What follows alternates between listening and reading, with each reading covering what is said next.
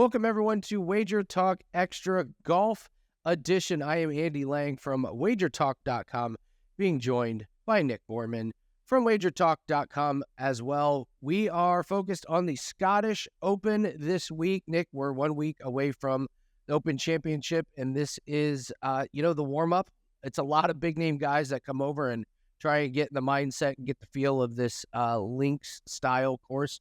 Not a true links style course, but it's pretty close.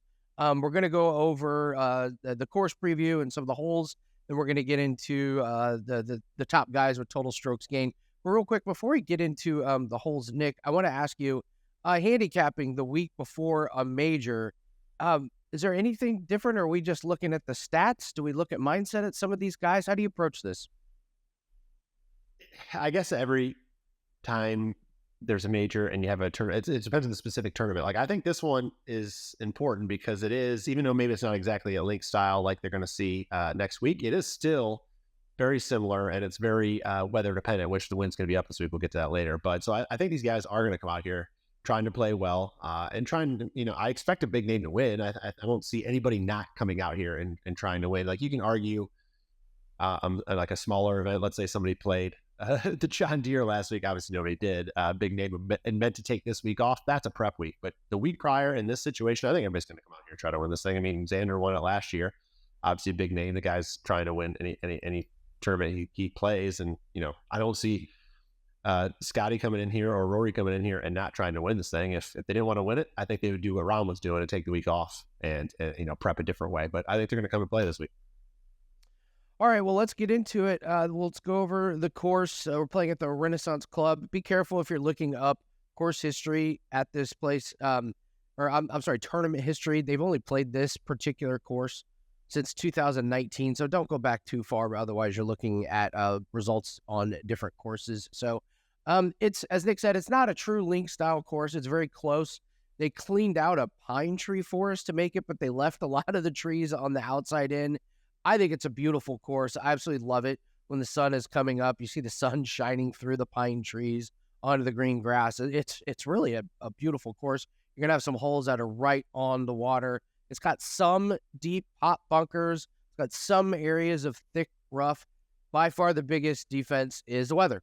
If it's going to be raining, it's going to be windy. This is a very, very tough course that guys are going to struggle to make it to, the minus double digits. If there is no wind and rain, it's a birdie fest. It does look like there's going to be some rain and going to be some wind. I really looked to try and see if there was a better tee time. I guess if I had to pick, if I wanted a tee time, I think it would probably be Thursday morning, Friday afternoon. But I'm not really confident in that. So I know with weather, we try and judge the weather and try and pick the guys with the best tee times. I think it's going to be close, but it's not going to be an easy test, it appears right now. So they do a really good job of putting out hole-by-hole video on YouTube. That is up on YouTube right now, and I put a link to it in my free article that you can get as a digital download on my profile page. There are a few holes that jump out to me that I love every year, and we'll take a look at some of these. The first hole that I'm looking at is hole 3. This is a 600-yard par 5, and if you're looking at this picture now, it's a pretty it definitely dog legs to the right. It's a pretty steep angle there, but you can see some of these longer guys are going to fly those trees that are on the right to try and shorten up this hole. The green is really big. If we can take a look at the second picture, the green is big, but you can see it's going to be tough to chase the ball up there, because it gets kind of a bottleneck, and there ends up being a bunker there on the right. There's some rough on the left. And then you see that pop bunker that's on the backside. So if these guys are coming in, and they land this ball on the green and it rolls through, it's going to end up on the bunker. The rain probably softens up the green a little bit, which will help them, but should be a pretty fun par 5. Generally, par 5s at this course is where the guys do a majority of their scoring. So you're going to have to dissect the par 5s if you want to win. The next hole is hole 13. This is a 414-yard par 4. It's shorter. It's only 400, and some change. But, man, is this hole tough. Very difficult drive and approach shot on this hole. You can see there's trouble on the left and the right. on your drive. And when I say trouble, I mean, look at off the left. If you miss it, you're in the rocks, you're out of bounds. Could be in the sand there. So that narrow fairway, hard to, and the way that this hole is positioned, wind is 100% going to be a factor. Some players have described it as trying to land an airplane on an aircraft carrier. There's just, the ball goes up there and the wind is swirling. And if we want to take a look at the green on this one, it's a gorgeous, gorgeous green, but it slopes from right to left towards the water. So if you fade the ball out to the left, you're in real trouble. Out of bounds is definitely a possibility. So this is a really tough one, even though the yardage doesn't seem that difficult. But beautiful hole right on the water. Very tough one to judge the wind. And the last one I want to look at is hole 16. Is a 576-yard par 5. This plays downhill, especially on your second shot. So most players are going to be able to reach it in 2. You almost have to have a little bit of luck on the tee shot. The wind pushes the ball from right to left, and we are going to have wind, so expect a lot of balls to land kind of towards the left. It brings that rough and some of those bunkers into play. The other thing about the landing spot on these fairways is there's a lot of hills. If you hit the backside of one of these, hills, it can really shoot the ball forward and make your second shot even closer. But it can also kind of ricochet your shot to the right or to the left. So you almost need a little bit of luck on the land. But if you get a good landing spot, it's a very, very easy hole. If we can take a look at the green, your second shot, it goes downhill almost. The last 150 yards is completely downhill. And then we see this green, there's roll off everywhere. So the whole placement's going to be key. And that bunker that you see on the left, that's the hardest bunker around the greens on this course. Most of the time, guys are going to have to come out to the side or even backwards, we've seen. Sometimes the lie can be really difficult. The wet sand can make this shot difficult, but a lot of times players just won't have a shot coming out of that bunker. So they'll have to come out to the left or the right or even behind. But if you hit the green in 2, this is a hole that you are going to see a lot of birdies, probably going to see a few eagles. So we talked about the par 5s. You're just going to have to really tear apart the par 5s as with the wind and the rain, could be some difficult scoring options on this course. So that's a little bit of your course overview. And as every week, let's take a look at the total strokes gained. Nick has done an absolutely fantastic job picking outright winners from this chart. So Nick, I'll hand it over to you. Talk to us about the total strokes gained and what we can take away from this chart. Yeah, thanks for the breakdown of the course, Andy. So the field, you're looking at the cream of the crop here in the PGA Tour. We have all but one eligible player in the top 10 in the field this week. I mentioned that already. That's Rahm, who's not in this field. The other player in the top 10 not playing is not eligible. That's Cam Smith, LIV Tour. But otherwise, so you expect to see, and it really looks like the odds board, which is generally the case here. So you got Scotty up at the top, and Rory, Patrick, Xander, who's the defending champion, Hatton, who's been playing very, very well, Fowler, of course, coming off that win in Detroit a couple of weeks ago. So it's the list of everybody you'd expect to have here. And I like to look at this list, Andy, as you said, it's a great way to start finding outright winners. More than half of the PGA Tour winners this year have been in this top 10 graphic at the beginning of the week. So it's a great place to start. It's not your sexy long shot guys. Those are guys you can find on your own, and you're not going to get the 100-to-1 guys here, but there's a reason they're priced where they are. And one thing I like to add that I always like to do in this graphic is make sure if, over the last 12 months, that's kind of how these are ranked, but you can see the change over the last 6 or 3 months. Is the guy that you like this week trending in the right direction? Doesn't always play out that way. Just because Max Homa, as you can see, is trending down, doesn't mean he can't turn around and go ahead and win this thing. And these are professionals; they know how to fix their game in a matter of time. But it is a good indicator of who's trending in the right direction. Obviously, Sungjae and Max Homa going the wrong way. Then you got a guy like Ricky, who is really starting to play well. Obviously, coming off that win, is now second over the last 3 months in this field in total strokes gained. Wyndham Clark, 2 wins now, of course, a major at the U.S. Open.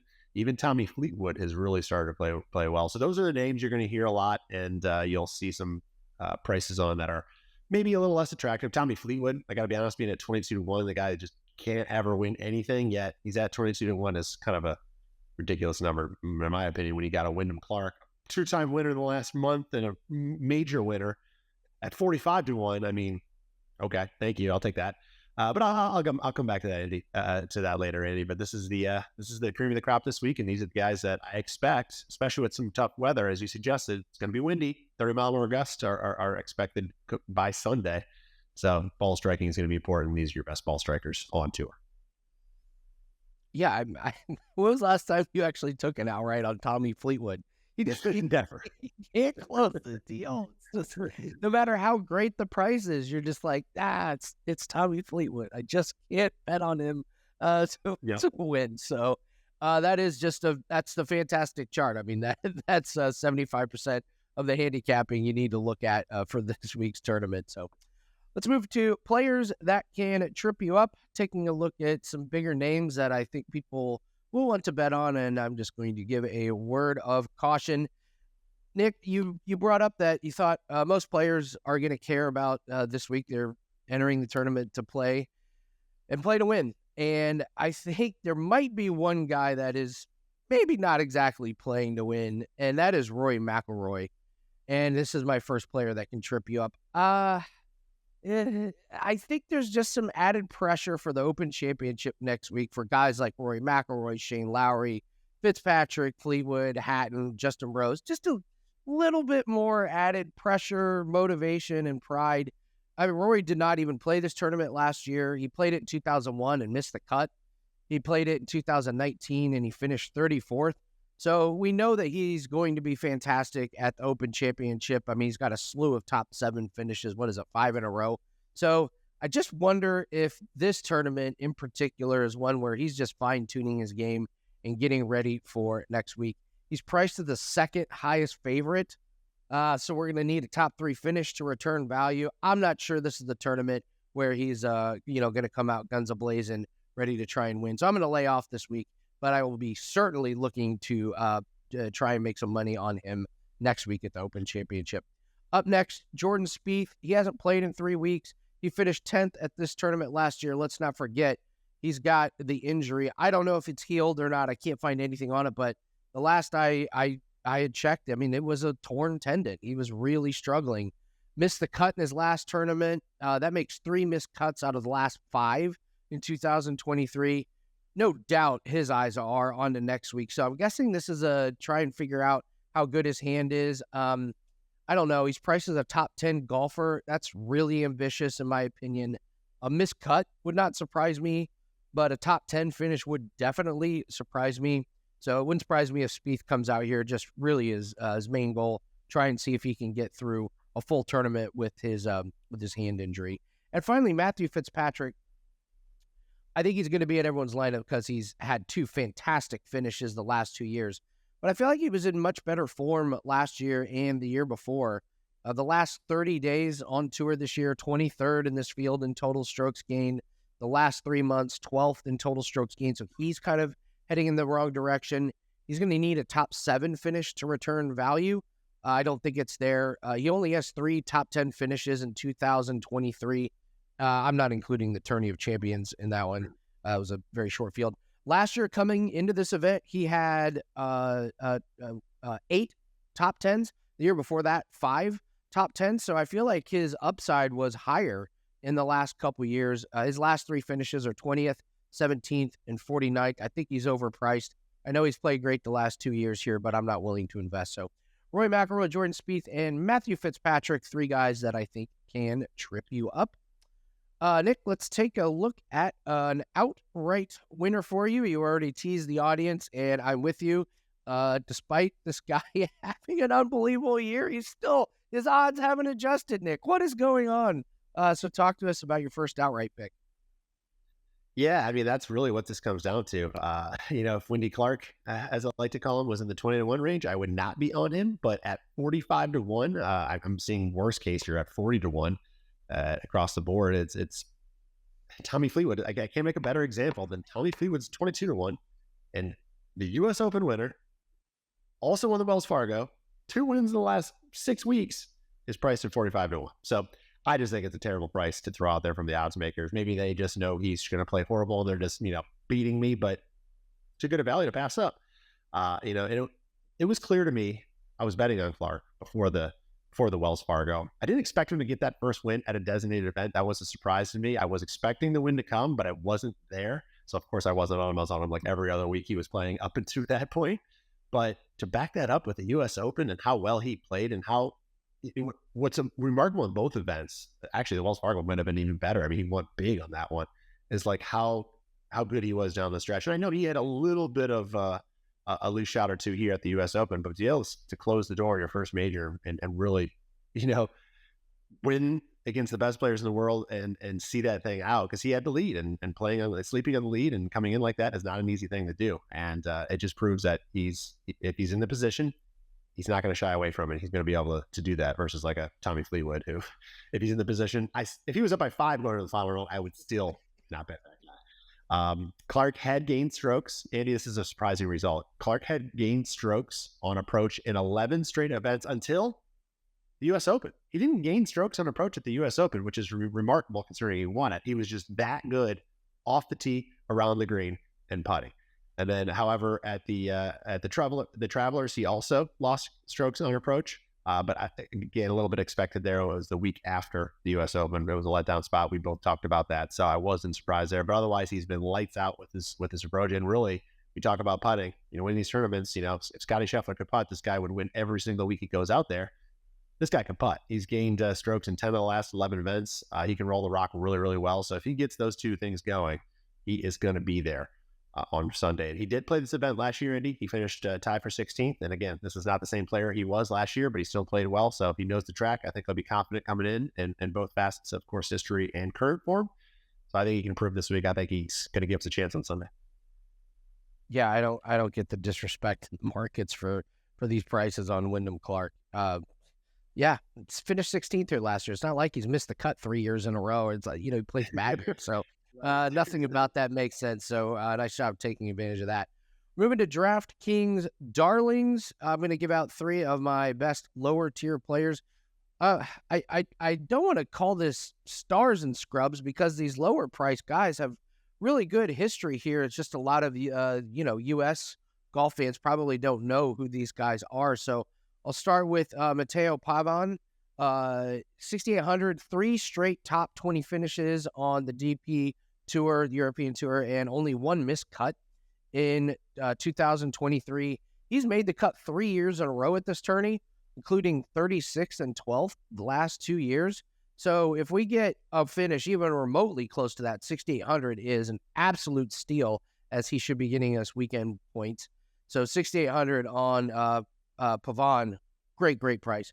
Richie Ramsey, Richie Rich, 6,900, Scottish player, plays on the DP Euro Tour. He's going to feel right at home in this tournament and these conditions. He did not play last year at this tournament, but he finished 15th in 2021. Made the cut 8 times in a row on the European Tour, including 3 top 7 finishes in his last 5 tournaments. So we're getting these guys up that are used to this weather. They play this league-style course, and we're getting them at incredible prices. So I don't expect them to compete for the win, but can they get us weekend points for our DraftKings lineups?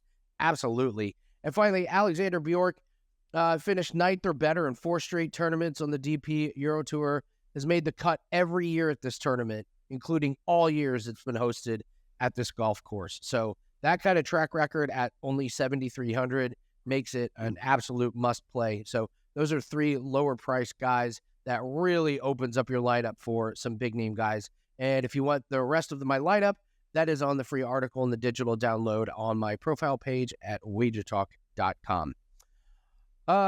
Nick, let's talk top 10 and top 20. This is where we take a guy that maybe can't quite close the deal on the win, but incredible value to be up near the top of the leaderboard. Who are you focusing on? I see we got a really good player that you and I have both made money on this year. Really nice plus money.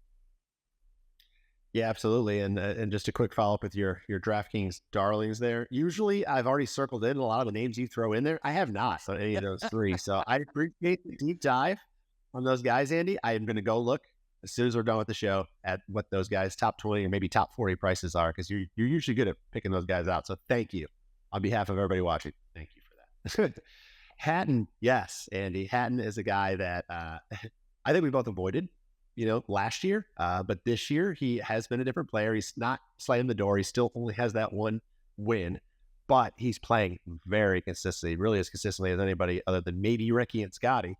Just one missed cut over the last year. So we're talking about going all the way back to the last year's Scottish Open, a run of 27 events worldwide. Over that span, 16 top 20s, including 11 in the top 10. Over just his last 7 starts, his worst finish was tied for 27th at the U.S. Open, which broke a run of 6 straight top 20 finishes. This season on tour, he ranks top 10, 8th in strokes gained tee to green, 5th strokes gained putting, 3rd total strokes gained, and 6th in scoring average. I mean, that's elite. Hatton did play here last year. He finished tied for 24th with very strong approach numbers. He gained nearly 5 strokes on approach over the 4 days. And really, Hatton has the rare combination of distance and accuracy off the tee. You tend to talk about guys that are bombers or a little bit loose and guys that don't hit as far or straight. He's one of the rare ones that actually can do both very well. And he's gained strokes off the tee in every event in 2023, except the match play, which not a strokes play event. You play that thing a little differently, so I don't really care. But he will rely on the driver once again to put him near the top of the leaderboard on Sunday. He just hasn't proven yet to win, so I don't want to back him like I do Wendy Clark, for example, but I wouldn't surprise me if he did win, but I think he will be in that top 20 for sure come Sunday. He's been a moneymaker this year. I've bet on him quite a bit, especially in head-to-heads and some of these, make the cuts and things like that. He's been really, really good. I feel like he's been a little bit underpriced all year long. So great job finding that one. Plus money, top 20 at this event. Yeah, for sure. So great work, Nick. All of Nick's plays can be found at WagerTalk.com. All of my plays can be found at WagerTalk.com. Both of us have our packs up. And even though we're getting ready for the major, very gettable, bettable tournament. A lot of big names. The weather's going to be a lot of fun, and all of our packs will include all plays. So if we have any individual round plays, those will be included. So check your notifications, and cannot wait for the Open Championship next week. Be sure to join us then as we get you ready for the last golf major of the year. Thanks very much, Nick Borrman. I am Andy Lang. All plays we found on WagerTalk.com. Good luck. Let's have a profitable week, and we'll see everyone next week for the Open Championship on WagerTalk Extra.